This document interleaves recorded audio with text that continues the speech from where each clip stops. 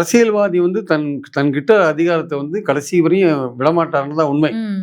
அதாவது கலைஞர் இருக்கிறவரையும் வந்து ஸ்டாலினை வந்து நியமிக்கிறதுக்கான வாய்ப்புகள் நிறைய இருந்தது. ஆனால் நியமிக்கல. எம்ஜிஆர் செயல் தலைவர் வரையும் தான் வர முடியுது அவரால். அதுக்கப்புறம் அவர் போன தான் தலைவர் தான் வச்சுக்கோங்க. பல விஷயங்கள்ல கலைஞர் உரிய நேரத்தில் ஸ்டாலினுக்கு அந்த ஏற்றத்தை கொடுக்கல, ரொம்ப தள்ளி தான் கொடுத்தார். ஆனா நான் சொல்ல வர்றது என்னன்னா, ஒரு தந்தையா வந்து நீங்க அந்த கட்சியை வந்து அந்த மகனுக்கு ஒரு அடுத்த இது கொடுக்குறீங்களே, தலைவர் பொறுப்பு கொடுக்குறீங்களா, நீங்களா இஷ்டப்பட்டு தானே கொடுக்குறீங்க. ஆக்சுவலா 23 பொதுக்குழுவில் நீங்க தான் இஷ்டப்பட்டு கொடுக்குறீங்க. கொடுக்கும்போது வந்து அப்புறம் கொடுத்த பிறகு நீங்க அவரை கொஞ்சம் சுதந்திரமா நீங்க செயல்பட விடணும். அவர் கட்சியில தோக்குறாரோ ஜெயிக்கிறாரோ, ஒரு கட்சினா ஒரு எலெக்ஷன் தோப்பாங்க, ஒரு எலெக்ஷன் ஜெயிப்பாங்க, பல விதமா போயிட்டு இருக்கும். அப்ப நீங்க வந்து நீங்க 24 எலெக்ஷன் ஒழுங்கா நடத்தல, இல்ல வேற 21 எலெக்ஷன் ஒழுங்கா நடத்தல அப்படின்னா, நீங்க தான் அவரை முதலமைச்சர் கேண்டிடேட்டா வச்சே 16ல வந்து மாற்றம், முன்னேற்றம், அன்புமணின்னு கொண்டீங்க.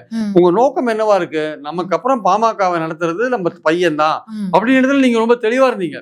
இதுல ஏன் வந்து உங்களுக்கு ஒரு மாற்றம் வருது? ஆக்சுவலா வந்து இல்ல, அவர் உழைக்கவே மாற்றாரு, அவர் செயல்படவே மாற்றாரு, அதனாலதான் அவருக்கு செயல் தலைவர் பதவி கொடுக்குறேன்ற விமர்சனம். இல்ல, அதாவது நீங்க அப்ப நீங்க முதல் 23ல அவருக்கு செயல் தலைவர் பதவி கொடுத்துருக்கலாமே, எதுக்கு தலைவர் பதவி கொடுத்தீங்க?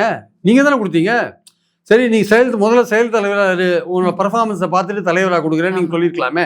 பொதுக்குழு மூலமா நீங்க அவரை தலைவராக தேர்ந்தெடுத்தீங்கல்ல.